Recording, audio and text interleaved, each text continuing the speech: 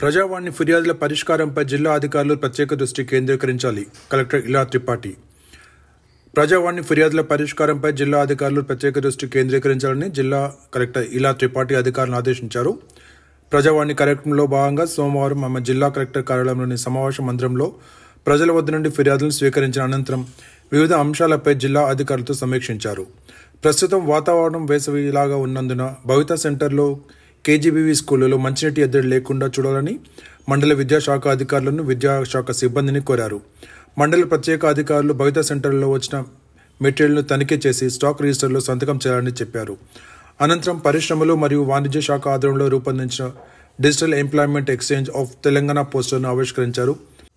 అదనపు కలెక్టర్లు J Srinivas, Narayana Amit, special collector Sitaramarao, DRDO Sekhar Reddy, గృహ నిర్మాణ PD Raj Kumar, RDO Y Ashok Reddy, పరిశ్రమల శాఖ అధికారి కోటేశ్వరరావు, జిల్లా అధికారులు ప్రజల వద్ద నుండి ఫిర్యాదులను స్వీకరించారు.